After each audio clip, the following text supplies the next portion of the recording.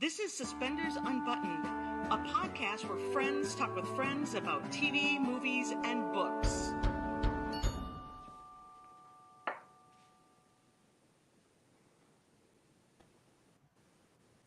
Hi, everybody. Welcome to the first podcast of the year. This is Sarah. And I'm Julie, and our guest is director Peter Benson. Hello. Hi, everyone. Hi, Peter. Welcome. Thank you. Thanks for having me. The first of the year. It's exciting. It is. We didn't have much of a break, but here we are back at it. And we always love meeting new people and, learning about what you do. So we're excited to have you here. Well, thank you for having me. We already got some highs in the comment section. So I see Niner Girls over there. She will excessively gift your movie for you. So Oh, wonderful. We want excessive gifts are much desired. They'll be readily available as soon as she's got access to that footage. So I'm like a 7-year-old kid when it comes to gifts. Nothing makes me laugh more than a good gift. Okay, well, so perfect. Bring them on. I will tell you, there is like a library of about 10,000 Kevin gifts. So Oh, okay. Well, I'm not surprised. Surprised. There you go. So we're here to talk the wedding veil. This is exciting. This is why we're here. So right after the new year. Yeah, I mean the wedding veil coming up right away, and I think last year the wedding veil came out the same time, so they wanted to rush to the goal line and get them done at the same time this year, and so it was very exciting to jump into it. So tell us, how did you get involved with this project? Because we know Terry Ingram directed the first set. So how did you get involved in the Wedding Veil Expectations? Yeah, so Terry is obviously a great director. He's a friend of mine, and I've acted in many movies for him over the years, so I've known him for a long time. And I think he was still, like, the schedules just get so crazy, and I think he was still doing another movie. And Lacey and I had worked together twice before and have a really good rapport, and she's just unbelievable to work with. So I think she sort of put my name forward, I believe, and then so I got the call and jumped in, and then I talked to Terry as well right away, and kind of it's an interesting thing coming into an established franchise. It's like I always think about, like, if you're a guest director on a TV show, if you come into like season 7 of Friends, you're not going to go up to David Schwimmer and be like, I don't think Ross would get so worked up. He's going to be like, why don't you grab me a coffee and just come down? So this world is already created, and these characters are already established. So I just wanted to kind of keep that train on the track and keep it rolling in the same world. Love that. So when you're coming in like that, and you keep it going, but you're going to give it your point of view a little bit, right? So yeah, absolutely. So that's the thing. You want to also make sure that you put your stamp on it too. So I think it's more like visually you try to keep the world in the same vein, because we've established that you don't want to completely change the shooting style and make the viewers go, what is this? It's not the Bourne Identity or something. So that might have ruffled some feathers. So I think for me, it was really trying to find the charm and the beats of each scene, because that's another thing when you're the director, you're not the writer. So you're coming into a script that's established. So you try and break down what is happening in each scene. How does it start and end? How can we make that different? Is there something visually we could do? Could we add a joke? Could we add a moment of vulnerability? What's there to be mined from what the writer's given us this gift, and let's try and pull out every detail of it. And that really depends on the team. And the producers were also all the same. So I had Beth and Lisa, who I worked super closely with, and we would really be behind the monitors working out everything. And I like to collaborate and not come in and just dominate or anything like that. And so we really figured out those beats together, and they had great ideas. And to be honest with you, when you have these kind of actors, like Kevin had great things to add. I didn't realize was so funny. Like, I'd love to do an out-and-out comedy with him. Like, he was like a little kid you had to wrangle right before action, and then boom, nailed it every time. You're not surprising us at all. No, he had lots of great words to say about you, though. He very much enjoyed working with you. I mean, I got to be honest. He came in and like I say, Lacey and I are friends. I know her. We've got a good rhythm, and she's literally the best human. I always joke I'm a little bit older than her, but I'm like, I want to be Lacey when I grow up, because she's like, she's probably like the best person I know. She's on set right away, ready to go. Any new idea, any challenge you throw at her, she's ready. She also has opinions. She can be strong when she needs to, but she's like an ultimate collaborator, such a good actor, and just a good person more than anything too. And so Kevin comes in, and he's super handsome, and he's got his hair and thing. I'm like, who is this guy? And like well, to be honest with you, when I watched the first one, I'm like, oh, he's really good. And then, but the humor, he's like a sitcom. Like I was like, you're Jim Carrey in an underwear model's body. So like he was. I was just like, that is going to be a gif. There you go. But he was so fun and had so many great ideas and playful, and their banter together. And I think that was one of the fun things about this one, because you know, typically in a Hallmark movie, we see them meet and kind of flirt, and it's awkward or whatever, and then they kiss, so we fade to black.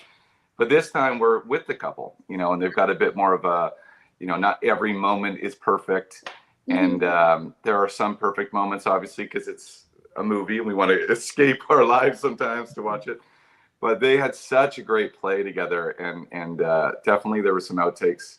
He can make her laugh very easily, so she'd have to be like, stop it, you know, and he would play. But I love that. I love that sense of play. And both of them are just like, I mean, I think they've obviously done amazing things with their careers, and I think we've only scratched the surface of what they can do. You know, they're both really, really talented, both dramatically and comedically. So, so that's one of the things, like, this is the second movie with them. So I feel like you get to do the depth a little bit more, little higher highs, little lower lows. Absolutely. And like I say, they had some scenes where, because, you know, sometimes if people are silly, then they can't turn that off and be vulnerable. And what's great with both of these two was they were able to, we have a couple scenes that I can't overly describe, but I love the comedy, but there's a couple real human connection moments that for me were like my favorite. And they both just brought it. You know, people don't realize it's a lot harder to stand nose to nose with somebody who's not your actual wife or partner, and just be there and be present and be vulnerable and just look at each other for that extra beat. Because that's the tough thing as the director, you're always like, hold it for an extra beat, because we're like pulling out or we're doing this. Whereas most people have that, and then they go, oh my God, I feel weird, let's stop. You know, this is awkward. And these guys are just both hung in there. So that's the thing that I love the most about this particular movie, is that there was great comedy and then great vulnerability and connection as well. And there's a couple arguments as well, which was great, because we're seeing this married couple go through the next step of life. And I don't know if you guys are married or have been married or whatever, but a lot of years, both of us. Okay, great. So as you know, it's not always perfect. It's perfect like 99% of the time, but it's not always perfect. Like if you looked on that side of my kitchen, you would just see chaos of the kids trying to get them to school today. But we'll make this side look okay, you know? Right. So we got to explore that a bit with them. That's fun. So those two, so these are exactly what people are looking for. And both Lacey and Kevin, in other things, we know that both of them do like the deep dive really well. And so I love that you're saying you're getting those moments too, right? Because that's what like really connects the viewer to the movie, is when it's those emotional connections. I also love a good push pull. So when there's like that back and forth, right? Yeah, and that was my favorite part of the script, is they, you know, there's moments where sort of one character's got this serious thing going on and the other one's got a whole different. There's a lot of missed connections, especially in the first half of this movie, which is my favorite thing, right? That, you know, like I'm trying to tell you I love you or whatever, and you want to tell me that the carburetor's broken, and it's just not coming together. So there's some fun to be had there, and but then, you know, it has to build to something, and we want to really connect. Because I agree, you definitely need, in any movie, but specifically in these Hallmark films, I love that they're adding more comedy. Personally, I think it's a great thing. And this one's not like a slapstick comedy. We're just trying to find those little human beats in there. Again, it's still in the same world that the first three were, and not even just with Kevin and Lacey, but also with the three friends. You know, once we got Autumn and Allie in there, like that dynamic was on fire too. And Allison's character is very, very funny in this one. And I know Allison from before, but we've only done a couple things together. And I kept bugging her after. I was like, you gotta do an out now comedy too. She was really funny, and just they painted the character so distinctively that they each have a unique voice, and hers was pretty funny. And then Autumn would play the straight man opposite it sometimes and give a counter. Like, they just really danced well together, and brought a lot of good. It was a good cohesive energy. You gotta love that. There's a question in the comments. Sharon's asking, did the Berg sisters also write this movie? Yes. Okay. Yeah. So that continuity stays from the first three also. Yeah, the continuity is all there. And like I say, the big one is that having Beth and Lisa, and then, in particular, because Lacey was the focal point of this one, she was a producer as well. And then we had, I think you guys have had Geraldine on in the past, and yes, she brought the cohesion of the wardrobe, and which is stunning. She's amazing. So all of that stuff is the same, and the same creative team behind the scenes too, of the same director of photography, same production designer.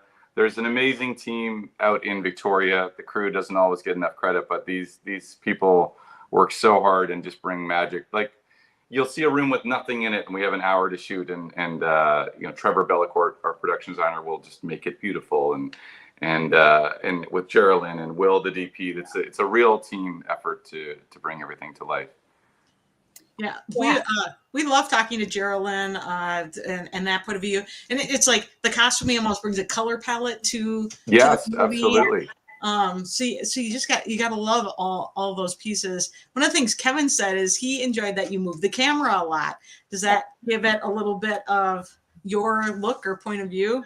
I mean, I think so. It's something that for me, I always try to do, is that you don't want to do it to the point of distraction, but if we can keep the show moving, and keep, it is a moving picture as opposed to just, a podcast where we're just chatting. Right. So, you can also overdo it. So it's trying to find those sweet spots of where to have the movement and to pick those moments. But, and it's also a resource thing sometimes too. You don't have all the tools that you want on a certain budget.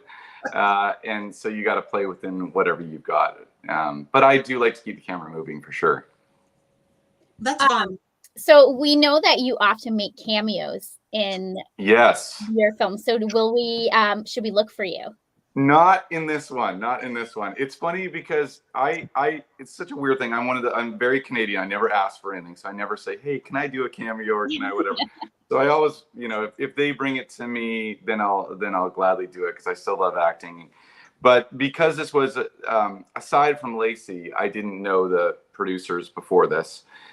So you kind of, for me, it's like, let's just make the movie and make sure that we get to know each other, and I'm fulfilling this role, and then maybe in another one down the road we could slide in a cameo. There was one role where I thought about it, and then it didn't end up happening in this one, but maybe down the road if they make them more.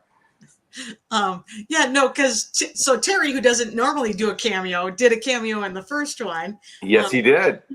Because he's Father to Avery. That's right. Dad walking down the aisle. That was a surprise for Lacey.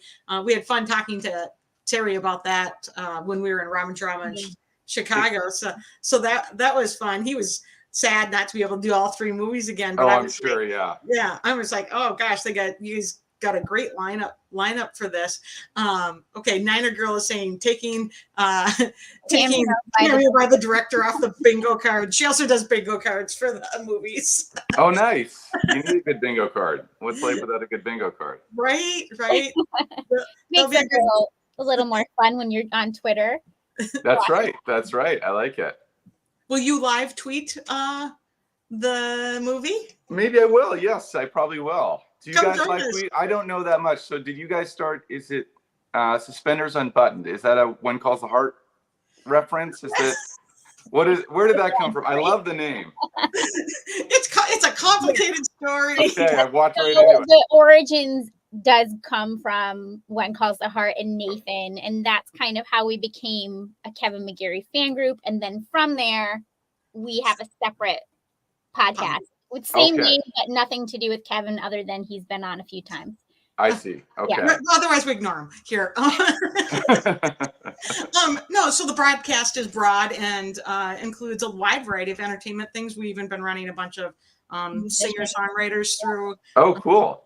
So I mean, it's just, but people remember the names, so it's here a we great. are. It's honestly, it's a great name, and you guys must have. I mean, podcasting's so fun. I listen to podcasts all day long, so it's. It was actually Allison Sweeney that got me into them because I did an episode acting-wise of the Chronicle Mysteries. Great. And Benjamin Ayers, who's the male actor on that, is my best friend. We've been friends for years, and so we kind of all had this little group every day, and we would listen to these podcasts and then talk about them, true crime podcasts or whatever. And now I have not gone a day without a podcast since, and that was like 3 years ago. So my wife's like, "What are you?" I'm like, "Blame Allison Sweeney."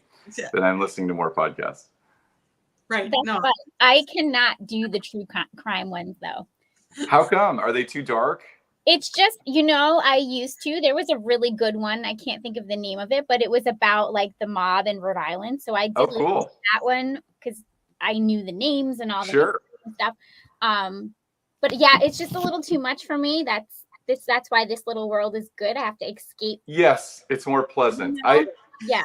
I can only visit true crime, and then I got to get away because I'm starting to like, away. everybody on my street has a kid locked up in their basement, and they want to do bad things to the whole planet. Like you just start going like, it must be about to happen, and then I'm like, this is too much. It's too much. But like, Yeah. Everyone I work with listens to all the true crimes. We're all like a good disaster. I work in critical care, so. Oh yeah, okay. Yeah. Then We just. But I like this. I like talking about pop culture things and pleasant things as well. Exactly. This is how we ended up here. Sometimes you just need an escape. Totally. You need to know where the ending's going. I just want to be surprised by the journey. That's right. It's funny. People randomly at like Christmas parties and stuff are always like, you know what you need to do is you need to do a Hallmark movie where they don't get together. And I'm always like, no, I can watch that anywhere I don't think else. we need that. I don't think that like. You have me, and then life sucks. I'm like, that's not a great. I don't know if that's the pitch. That's actually available on a different network. That's right. It's like, but honestly, once a month, somebody's like, I've got an idea for you. I'm like, let me guess. They don't get together. It's like, okay. Yeah. You want to do it different, but not sad. Yeah. No. So I do love that things are different, and just even that you're doing another round of the wedding veil is different because you go a little deeper. You've been involved in some series or like the murder variety of the murder mysteries where they continue to do more movies. Can you see this continuing on? I mean, definitely. It's I don't know if they'd ever plan on doing more than the first three because obviously we have our three heroes and they all get married and the veil has done its work. So it's kind of finding that new story and how do we keep our heroes involved in a wedding. That said, they were able to do it in this round of three quite easily. Everyone has friends so it's kind of like bringing in a guest star to that. The three, our three heroes, and then we bring in a guest star, and it's the wedding. So I do think, I think they could do several more, and it's such a beautiful concept, and I think again for me when I watched the first one, you never know when you see a story on the page and then you see it on the screen how they're going to translate. And somebody again circling back to Lacey just was so pure in her like love of the veil. And allowed us as an audience to buy into the belief in this story so well that for me, that's what carries it through, is that they genuinely kind of believed in this thing. And because if she had any doubt or hesitation as an actor, you could be like, what, this veil? I don't know. But she was so in, and they shot it so beautifully in the first one that we all got kind of invited along on the journey. And so I think it's literally just, like I say, about finding that little mystery wedding for each one, which I think they could keep doing for a long time. And they all play off each other so well. I think the problem is like you'd want to bring in all the guys and all the girls, and then it becomes a bigger event. That, from a directing and producing standpoint, is definitely the challenge. You got, in this case, 4 big stars on the Hallmark network. obviously with Kevin as well. He was shooting When Calls the Heart in Vancouver at the same time, literally at the same time. Literally at the same time. I don't know if you guys talked to him about it, but he. We did. Oh, you did? Okay. So it was like, we got to get Kevin on a plane by like 5:12 because he's got to go shoot a whatever courtroom scene or something over there. And At midnight. At midnight. At midnight. And I'm like, well, we've got about 2 more hours here. Don't worry, Jack Wagner will post them shooting at midnight too. There you go. Jack will be on it. And but I mean, he was a trooper because it was a lot to do. And then even bringing in Allison and Autumn and trying to work that, and then they have to do the next one and then let the other girls go. Yeah. So there's a lot of moving parts. Yep. So it can be challenging from that front too. Yeah, no, that scheduling sounded crazy. So if they're going to do another one, they need to think about that. Well, and that's just it, right? Is sometimes these things don't actually get official till like the week before. Right. So they can say, hey, we're thinking of doing this. Are you available? And you're like, maybe. So especially with the actors because they are all in demand. So again, our producers Beth and Lisa did such a good job of orchestrating all that and making sure that everybody was there and in person. But we had a couple very tight moments with getting Kevin on those planes back to Vancouver. Yeah. Throw him on. Again, I don't think he slept the whole time, That's pretty much what he said. He's like, I'd be up at like 4 and then I'm still shooting at midnight in a completely different place. 100%. Yeah. I was like, don't forget Boston, not Mountie. Boston. Yeah. He's like, and then he's like, Aaron kept calling him out for dropping his R's. Oh, really? That's amazing. That was one of the first things that I loved when I hadn't seen The Wedding Veils until this came along, and so I went back and watched them, and I was like, oh my God, he's doing the accents. He's doing it. We've all done these movies in New York or whatever, and that's where I was like, I like this guy because he went for it, he took a risk, and people don't do that a lot, and I personally thought it was great. Yeah. Sarah's in Rhode Island. She's like, loves it. And people are like, well, it came and go. She goes, no, that's how it is out here. That's how it is. Yeah, I know. You get worked up, it comes in. That's right. And people love to like watch and go like, wait a second on that one word. I mean, my mom's Scottish and she hits about a fifth of the words really hard and the rest you wouldn't even know. You know? So I thought he was consistent. And again, it just brought an energy to it. And right. He just jumped off the screen from the first time you saw him with that. And so it was really fun. Right. And we're just not used to seeing that. Sure. In movies. So it got a lot of attention, I think. Well, it's funny even when you're doing these because sometimes when we film them, have you guys ever heard of Walla? Do you know what Walla is? It's like a background sound. So when we're saying it in a restaurant or whatever, that's supposed to be a lively bar or something. All those extras are just miming because they can't step on the dialogue or else it wouldn't come through clean. So then we go into a studio after and get a group of actors to kind of do all those group scenes and they just sort of improv them. And then you sort of muddle it down. So you don't even really overly hear what they're saying, but it's just kind of like, whoa, whoa, whoa. But whenever we do a scene in a Hallmark movie that's in, New York City, which is a lot of them, everyone's like, no, I'll meet you down. And you're like, no, we don't need the accent. Just just talk regular. No one here is doing that, So it was a pleasant surprise that he came in with that. And I thought he crushed it. Yeah, no, we asked him, is Peter coming back with the accent? He's like, oh yeah, oh no, that's who he is, right? It's who he is. Yeah. And yet his mom doesn't really have one, so I'm like, maybe he got it from his friends or whatever. But so my dad always had one, but my mom didn't. So oh, interesting. My dad worked in Boston, so he had like the Rhode Island Boston accent. My mom was from California. She didn't. Right. So you know the accent well, and you bought into it. You were right there. I did. At first, I was like, "No, don't do it." But then at the end, because it's not always the most pretty. It's not like a beautiful French accent. Right. Well, for every Southern drawl, like it's not cute. So. Right. Yeah, he made it charming. Yeah, I know it. For every like male actor, it made me think of like everybody went to acting school and started doing the Good Will Hunting scenes of like, you don't want to hear that Skylar, blah, blah, blah, so you're like, we're back to Good Will Hunting. But I thought, again, he totally made it his own and made it charming and all those things. And yeah, the Southern drawl, like, for example, like Tyler Hines, I've done one with him. And I was like, ooh, he's smooth. He's got like just a very slight little Southern thing on his things. And he's, of course, from Ontario. But you'd never know, man. He slides it in there just subtly, and I think it really works well. Plus Tyler, he's just Tyler. like that smooth and subtle guy anyways. Oh yeah. We've had the fun of spending a couple different weekends. We're at events with him, and great. He's one of our favorite people to like hang out or just watch interact. And he just a cool cat. He's a cool, unique individual. Yeah. Amazing. Yeah. No. And he's just very lovely to his fans, and it's so fun to watch him interact with other people.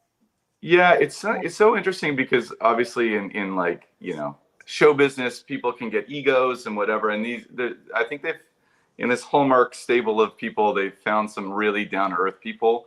Yeah. Some people who hit a little later, guys like Tyler and Paul Campbell and those guys, and everyone's grateful for it. And I don't think they take anything for granted.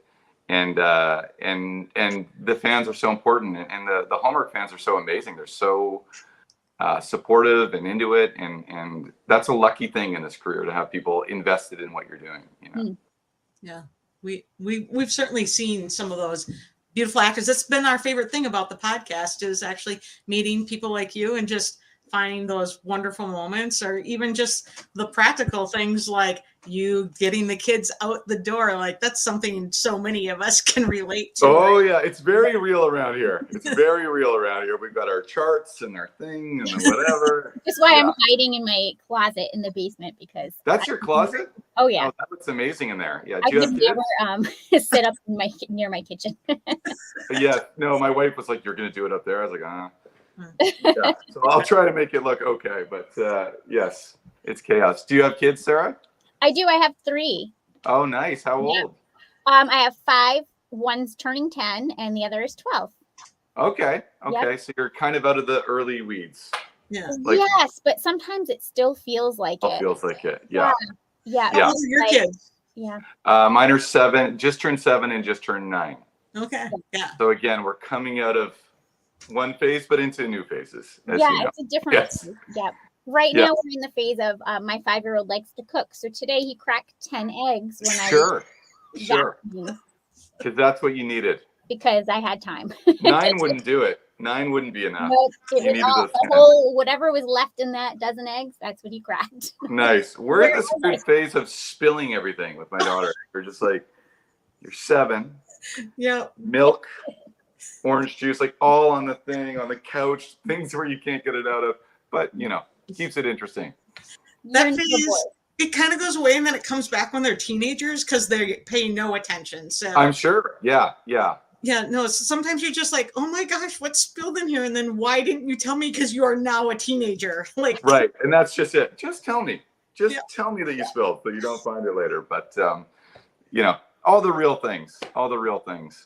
Right. Real life. Which is what makes, these podcasts and watching these films so fun, because I hate to say it, but I do my real life stuff while I'm watching them.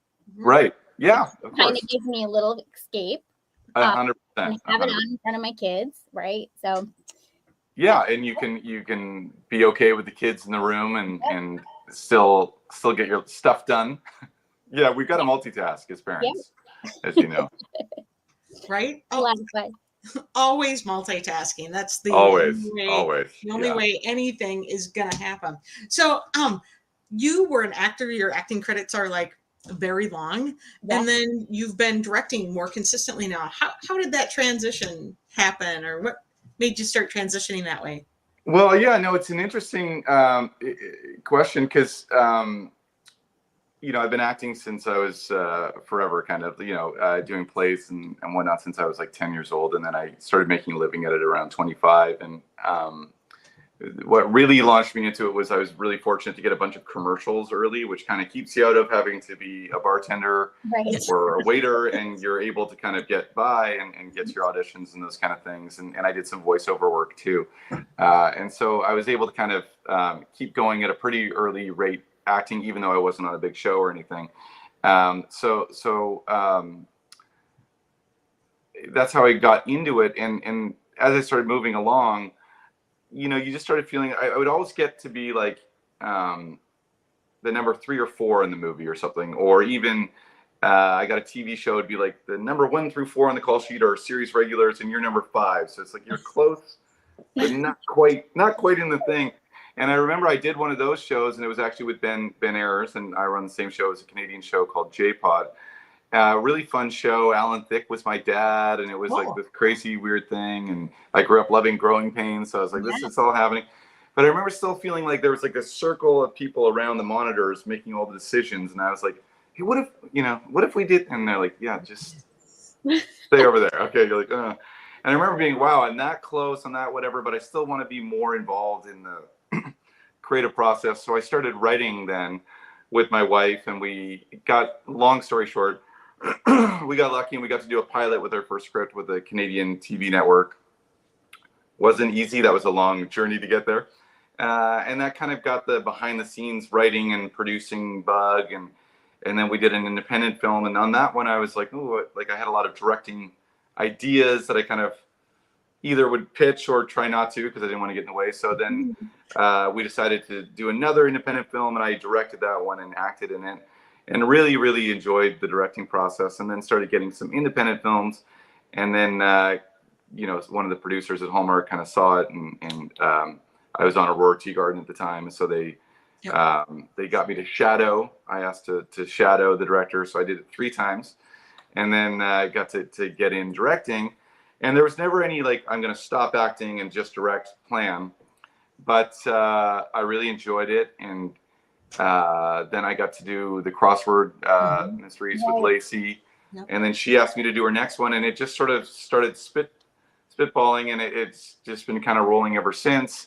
So sometimes people say, you've retired from acting, you're done acting. I'm like, no, I haven't quit acting. But it's just been kind of riding the train that's going fastest here, And the one tricky part about balancing both is that often the directing ones are lined up quite a bit in advance. So then you can't really take on or audition for things because, you've got this like 3-month commitment coming up, or 2 months or whatever it is.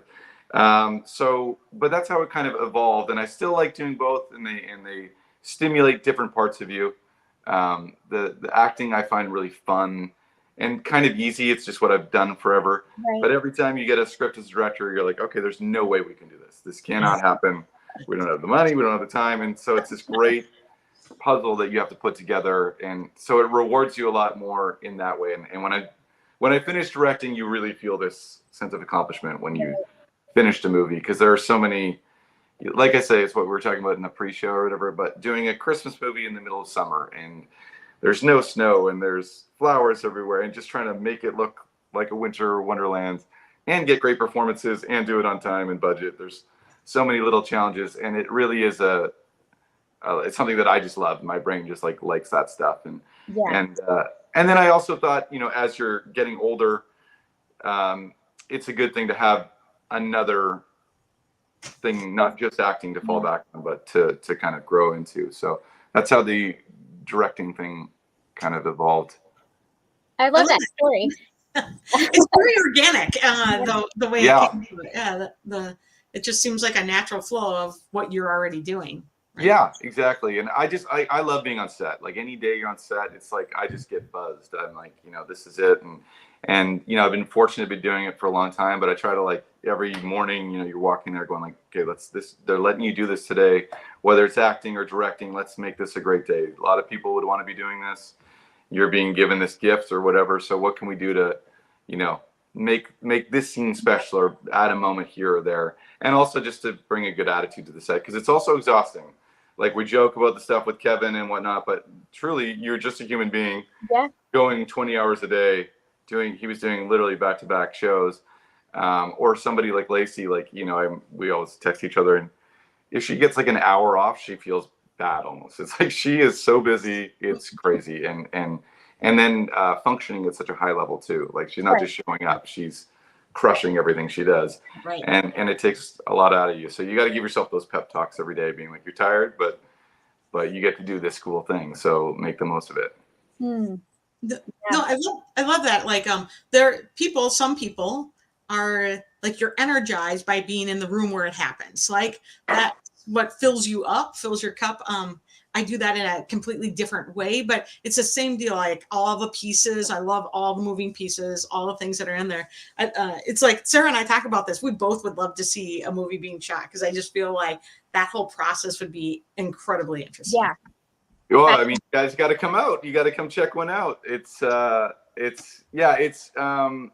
a lot say to that. it. We'll show up. You show up. You show up. You got an open invite. I mean, it's interesting too. Like, if sometimes now that I've done it, but if you'll, for example, Ben, like I say, is my best friend, so he'll always ask me about prep. And as an actor, you're kind of thinking, I'm here, like. Right. We're ready to go. And then when you're like, oh, like an hour ago, we didn't have this location. The producer had to call their best friend's cousin who got us that. And we ran here at the last second and we had to get a permit. And John had to drive down to City Hall to get the permit. But like, there's so many things that have to happen just to get a scene in. And then if there's one small mistake and somebody on Twitter says, that was lame, you're like, oh, we killed ourselves to make that moment. But thanks for pointing out that one thing. Thanks for getting that one moment. But that's why we strive to make every scene good, and we have a whole team to try to not have those moments. But there's a lot of moving parts to getting something made. Yeah, I've heard a lot of people say they don't like to know about any of that stuff because it takes away from the magic. But for me personally, it completely adds to the magic of it because I love learning all those little pieces to see how you all work together, and then you make this beautiful little movie. But it's not really a little movie. It's it's a lot of work. It's a lot, yeah. And something like an episodic TV show, not saying that those are easy because they have their own set of challenges too, but if you have standing sets that you're coming back to, recurring cast, those things are at least in place as you're going along, and then maybe you have to run off to a coffee shop or a restaurant or whatever. But each one of these Hallmark movies is its own entity, and that was actually one thing on this, and similar to Aurora Teagarden or something, is when you are doing multiple episodes with the same characters, there is some of that. So we were able on this one, we have the same, Avery works in the same place. And so there were some recurring locations, some recurring characters, which definitely helped a lot. And then you have to find new things. Like there's a big house element I'm sure you've seen in the trailers in this one. It's not a little house. It's not a little house. That's a house, man. Oh, isn't it ever? And actually, I think, again, Beth and Lisa, our producers, we looked forever. Like I've seen every closet in Victoria because we went through every single home, and then they found that one. And again, maybe it's boring for some people, but we almost couldn't get a hold of the people. And then we got it again on the last day, and then the schedule changes because we couldn't use the house on this thing, and you got to balance Kevin's schedule. So there's many moving parts to getting to the 2 minutes with the actors where you go, okay, flirt with her more on this scene or do whatever, That's the fun. That's the cherry on top of we made it here and no one's kicking us out and we get to do this, But I was just gonna say, but there's a whole team that makes that happen. Yeah. It's crazy that you're always looking for sites to piece together the vision, right? Because you don't have a set, and that seems like a scheduling nightmare. Like I say, the team of people working on these films is so incredibly talented, and you have departments that handle each thing. So one person is just looking at locations, but then they have to work with the production designer as well to go, okay, well, we like that location, but that one wall looks weird. What can you do there? Well, then how much money do we have? How much time do we have? All of those things, right? And so that's where I was saying, it's a bigger challenge than acting on a different level, but it also feels so much more fulfilling, like I say, when you do pull it off and you're able to make some magic in there. I love that. So speaking of making magic, we always ask if there is something in the movie we should look for. It could be an Easter egg or just a scene you really liked or anything. Ooh, there's a scene. I'll be interested to hear what people's favorite scenes are. There's one, I'll just say it's with Peter and Avery outside. That's my favorite scene. So I'll just leave you with that and see if it resonates for you guys. And then you might have to watch right up to the very end. But there's one moment where Lacey makes Peter crack. And Kevin actually laughed for real. Because he was a tough laugh on set, in terms of in character. I'd have to watch right to the very last second, but keep your eyes out for that. Okay. And she was so pumped that she got him. I'm sure Angela will turn that into a gift for you too. I hope so. I hope so. They were so, like I say, so fun and yeah, there's nothing like when somebody, you actually get them, you know what I mean? And she surprised them a little bit, which was great. That's super fun. Yeah, that house is we're waiting for the shots from that, because I'm just like, wow, they got a house. Well, and it's an interesting challenge because Peter and his family are quite wealthy, right? And that's part of the thing set up in the first one is you don't take advantage of his money or whatever. It's just so they could kind of buy whatever they wanted. So it had to be beautiful, and the view is beautiful, but also to maintain this kind of fixer-upper vibe. So that's why it was a bit of a tricky one to find. But once we found it, and when you're talking about putting your own stamp on things, for example, that was one of the things that I loved was the outside of the house as well. Yeah. So there's several scenes that were written for just them in the bedroom. I was like, we got this porch, we got this outside of the thing. Let's get out in these trees or whatever. And so a lot of those scenes were not written outside, but the weather held up. And which is also a risky thing. You never know. So we were able to we tried to mine every inch of that house, And but the weather was an interesting one too on this because we have a bunch of phone calls between Autumn and Allison and Lacey because they're in different cities for half of it. And weirdly, we got some great things where it would be sunny when we shot Lacey's side of the phone call, and then pouring rain where Autumn was. But I love that because they're in different places. Yeah. Right. So if it looked the same, it would be weird. But she's in this tiny umbrella. When you see the scenes with Autumn outside, it was literally, I thought the world was just the ocean was going to go like that, and we were just going to go in. It was that wet. And she's got this umbrella this big, and she's, and just crushed it. She's got a big smile on her face. Autumn was the only one I'd never worked with before of the ladies. And what a delight. She was just lovely and charming and such a good actor. And, she only, like I say, these ones are tricky because it's, I didn't get the full experience of 15 days with her or Allison because it's, each character gets their own one. But when they came in, man, it was really fun. Yeah, love that. We did see a little clip from one of the bedroom scenes, though. Hallmark has on their promo. There's a little clap on, clap off going. Well, yeah, that was fun because again, the idea that the house was is an old house that hadn't been renovated, so they're still dealing with the clap on, clap off, and they had so much fun with it. It cracked us up so much on set.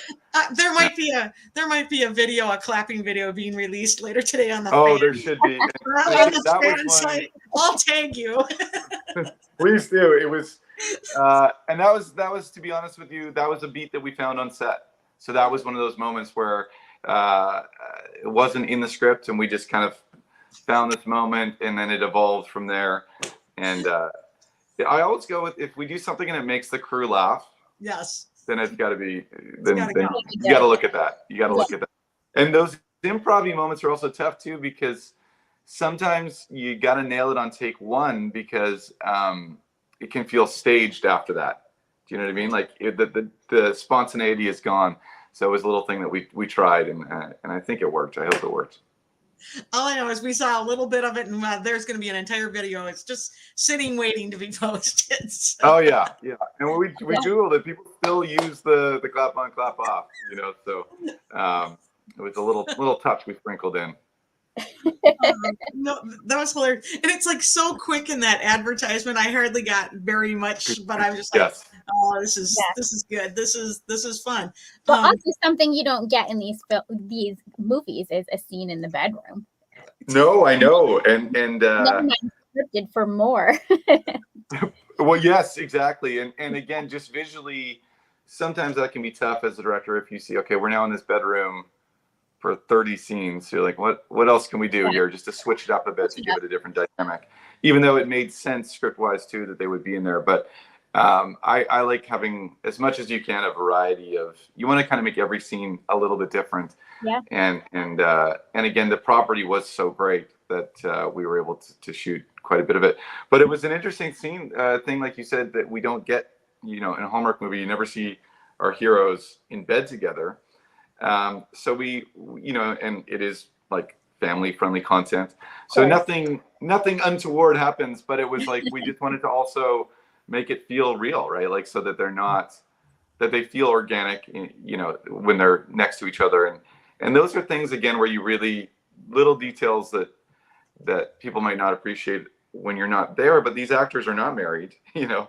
So a little moment of intimacy or just hand holding or even like brushing a hair away or something like that in bed just speaks so much to like us buying them as a real couple. And I was so grateful to have Kevin and Lacey because they were both just so open to that and you know, brought those things to it to really make this couple feel real, you know. Right. I think both of them, when I think back, those are like some of those moments that are like my favorite moments in their past things is those little moments like, because actually one of my actually favorite all-time Hallmark moments like that is actually a Lacey and Brennan moment in the, when they were doing, the house. Yeah. In the very first one, it's like storming, it's dark, they're upstairs in the middle of the hallway, right? Like, right? It's like their first kiss, but it's just so, it's like just that little bit, and then they leave, right? That's and right, like, right. So it's just like nail that, and right? those two have that same thing. They flow so well, and it was interesting working with Brennan and Lacey because actually they're very different as actors. They approach the work very differently, and yet the result is so great. Like they just have such great chemistry. But Brennan's very, like, he works really hard. He's got lots of notes and thoughts and ideas, and he's very specific and obviously very charming. You know, he's so fun to watch. And Lacey, I feel like you could be like, you know, a bomb has gone off. Everyone you've known just died. Action, boom, cry, whatever. Mean Girls, whatever. She can be fun. Like you literally just throw something at her and she's just there. And you know. Good. And other people need to kind of find their way into it. And yet those two, they approach it totally differently. And then on action, it's like both of them see each other, and I don't know what it is. Their face is just like light up. There's just a magic. You can't know that when you put two names together just on a piece of paper. But the second I walked down the crossroad, I was like, oh my gosh, you get these two on a scene together, and you're just like, even I'd just be behind the monitor going like, what's going to happen next? You know? Oh, cut. That was great. Yeah. Well, we look forward to those moments then in this movie because they're married. So Kevin literally said it's probably the most intimate Hallmark movie he's ever made. I mean, he's made a wide variety of things outside of Hallmark that certainly have gone that way a lot more. But for Hallmark, he's like, this is the most intimate movie I've made. Yeah, and they really like leaned into it. And it would be like, you know, again, often there's so much flirting, which is fun to watch too, that there's kind of banter and then we shy away from it. But this has to, like, that's where I was saying that vulnerability has to come in too, where like, because that flirting can be like a bit of a shield. You know, we're all so witty and we're all so clever, but like, how are you really doing? You know? And so a couple times in this, and there's still the playful banter, but in some of those intimate scenes, they have to kind of let that go and just be open. And they were both like, you know, in bed, lying there at night, you know, the storm outside, just sort of being vulnerable with each other. And it's beautiful. And for me, that's like, people always say, do you like drama or comedy? And like, it's all kind of part of the same package. You know, I want like dramatic moments and then hilarious moments in the same thing. Cause that's life, right? You know? Yeah.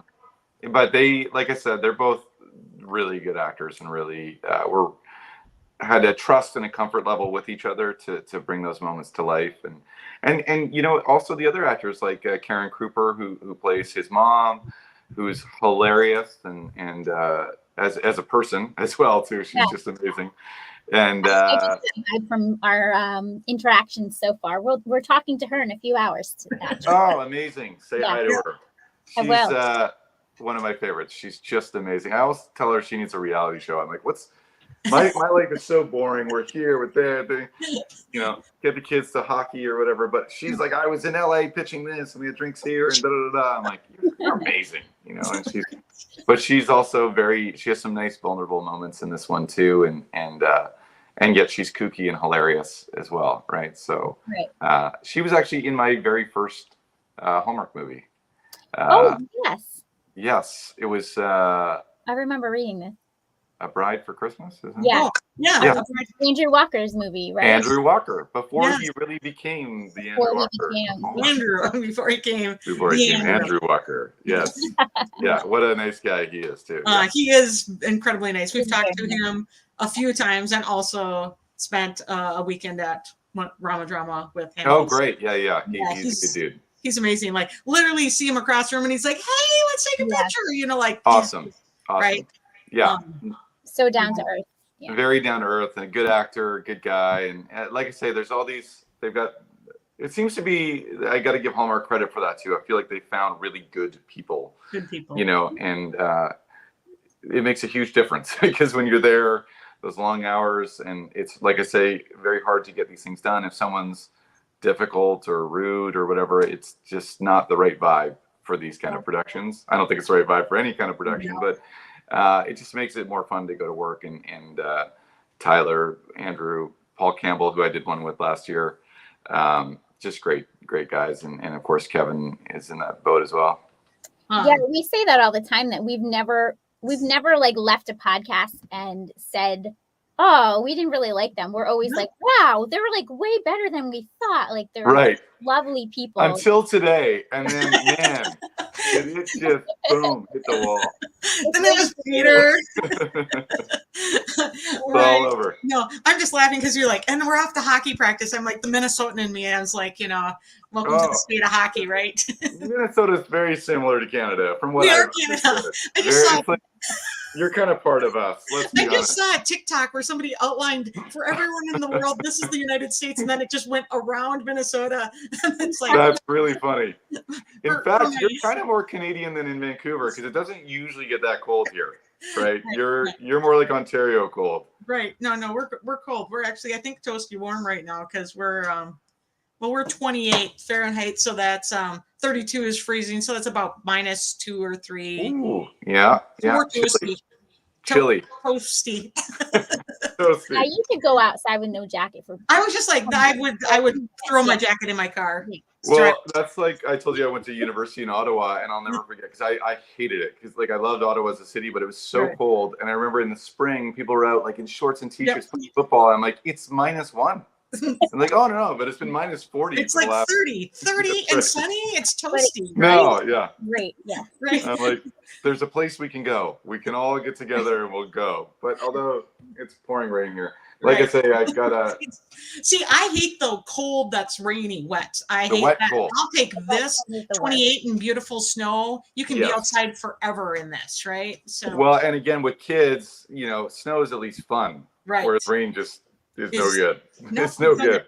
Yeah, so you could send your kids outside after school. Exactly. They'd be Exactly. sledding and skating and throwing Yeah. snowballs and breaking the window or whatever. Yeah, all that good stuff. Somebody get injured, there'd be an ER. Always, always. It's like we have a big hill just up the street, and so they always go sledding, and it's like always just that degree of like somebody like shattering their face. But And then I see them at work. and then you see them at work. Yeah, of course. And then they come in and you're like, ooh, that's gonna need Ooh. stitches. I did it the Oh, first time first time my daughter went down the hill. She's like, "Watch, film me, Daddy." Bang, and I was like, and like she got it pretty good, like a Yep. rock right there, and I was like, "Okay, let's not film anything." And my wife's like, "All right, settle down." Right. And then they're like bright red and their skin missing, there's little blood, there's Well, and then of course she's like, "I will never go sledding again."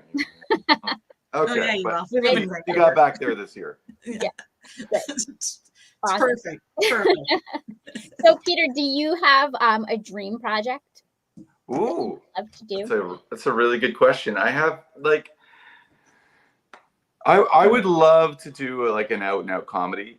I did one last year called the Santa Stakeout with Paul Campbell and Tamara. That was quite funny, and it made me really like. That's a vein that I do really like, where still you'll have some sort of heartfelt connection. And I've got one that I'm kind of pitching right now that's in that vein. And in terms of like, there's people I'd love to. I'd love to act in one with my wife. We've done a couple for other networks. We haven't done one together, or we were supporting couple in one this summer for Hallmark. And Ben Ayers and I have a good kind of back and forth. I'd love to do one with him.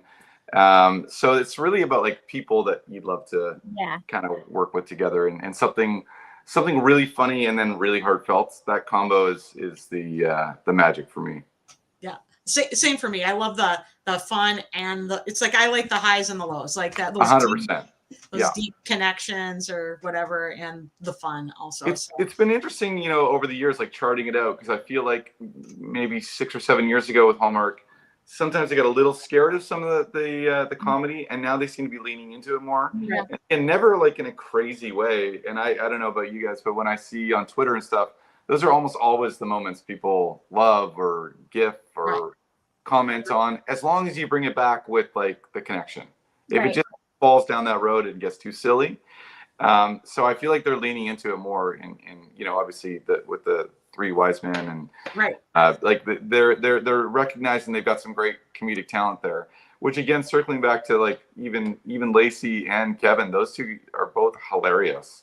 And I keep joking with Lacey, I want to see one where she starts off mean and just like hates everything. Let's go. And then something turns, you know, because she's literally when you talk about like meeting nice people, she's truly, I gotta keep saying this, the nicest person on the planet. Like she's so nice. Have you guys met her yet? Or no? Dream.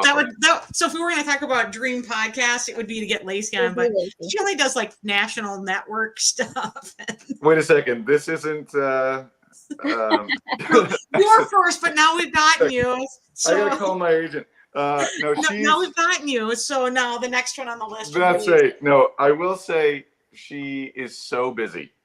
Is crazy. Sure. Yeah, and so you got to pick your moments with her, but she's really good person, and again, you know, the number one, you know, the actors have numbers on set, just who's in the movie the most, can set the tone, right, and in both ways, positive or negative, and so like I said, I've done 3 with Lacey, and it's just like boom, positive, and because nobody can behave badly if the lead who's there at 4 a.m. every day is cheery and ready to go and also amazing, and lifts people up around her, and she's one of those people. Right. No, and she certainly has reached out on social media for us. So side note, on like off the podcast site, on the fan site, we're running a baby shower, because maybe there's a baby in this one. I haven't seen all the trailers. What's been released? I get nervous. There is one of Peter baby wearing. So Kevin's baby wearing. Right. That was just a weird wardrobe choice from him. I don't know what he was doing. That's what I said. That was our favorite wardrobe upgrade for PETA was with the accent. Carrier. Yeah. So we're running quote a baby shower, but we're benefiting a St. Mary's Women and Children's Center in the Boston area. Oh, cool. And they have an Amazon wish list. And we put that up, the first link up yesterday, and Lacey reached out to us right away and posted it into her Insta story. So we'll be reposting that all week. We'll tag you one of the times so that I'd love that. Love that. Yeah. I obviously don't quite have Lacey's reach in the public sphere, but I'll do whatever I can. That sounds really cool. So they have a wonderful. People were very excited you were coming on. We get a lot of messages. Oh, great. Yes. People are very excited. I will say, the only thing I'll say to circle back without saying too much is, again, that Kevin with the baby was not in the script. And then we threw that moment in there. So there's something about, again, a guy like that. I was like, he got a giant. I think ladies would just love to see this guy. Yes. No. You know, he's got the hair, the thing. You know, my wife, that's the transition as you get older. It's like, you know, seeing like dads being good with kids, and she's like, yep. You know, I'm like, somebody made the right decision to put the baby carrier on Kevin. Yeah, you got to do it. And again, and he would be such a fun, goofy dad too. I think that was what was really surprising to me about him, was how playful he was, and really, really funny. There's one scene. How do I say this? Again, I always get nervous about giving anything away, because you hear about it like right away. Like, way to go! You've ruined everything. There's a scene with him and his mom, Grace, and Lacey, and one other character. And I don't know, you know, if he had like a lot of like B12 vitamin that day or something. Beth and I were behind the monitor like crying with laughter. And I was like, I wanted to put all of it in, but it didn't really make sense to the character. But he was just going, and improvising with wine and stuff. That, like I say, was a little just being silly. But man, I was like, this dude is funny. He's very, very funny. So again, I'd like to get these guys in a no comedy. Yeah, there were a lot of comments when you were talking about that earlier. Like, please do a comedy with Kevin. So, Right. Passing that Funny. along. I would love to. Like, honestly, he's one of those guys. It's like, it's an interesting thing because he looks like such a leading man. So you want to put him in that box, right? But Brad Pitt is a character actor in a leading man's body. You know what I mean? If you look at the great Brad Pitt movies, he's not just standing there talking. He's making big, bold choices. And I was with Kevin. I'm like, this dude is hilarious and just happens to look perfect. You know, so, but I think we could play that to a lot of advantage. We could play against type. We could do a lot of fun things. So I think he would be great. Yeah, no, I think it would be fun. And then I also would like a game for like another buddy movie, like the Three Wise Men. Oh, yes. Yeah. Although they were brothers, I think the balance of comedy with that really deep storyline actually. Yes, 100%. That's what knocked that one out of the park. Knocked it out of the park. And again, you know, circling back to Kevin, or again, Lacey is also very funny too. Right. But it's not a skill that can really be taught. You can't teach people to be funny. And, you know, you look at Tyler, Paul, and Andrew, and again, all great actors, they just have great timing. Like when I did Santa Stakeout, I knew Paul a bit, but I'm like, this guy's like Ryan Reynolds funny. He's really funny. And Tyler's got such a unique cadence and made those interesting choices. And also, too, I think that one, I'm sure he's got a lot of props for it, but the script from Paul and Kimberly was so amazing. Kimberly was also in A Bride for Christmas. Yep. Yeah. But I mean, that script is tight. And so the actors elevated it off the page, but it was a really well done script. Yeah. Well, yeah, no, this was wonderful. Well, I believe we should keep you to your scheduling. Oh, yes. I'm sorry. I have to run here, but this has been so much fun. And I want to see the link. I'd love to try to help out with that as well. That sounds very cool. We will tag you. Okay. So we're looking forward to The Wedding Veil this Saturday on the Hallmark Channel, 8/7 Central. Will you hang on a second with us, Peter? Yes, absolutely. Okay. Okay. Thanks, everyone.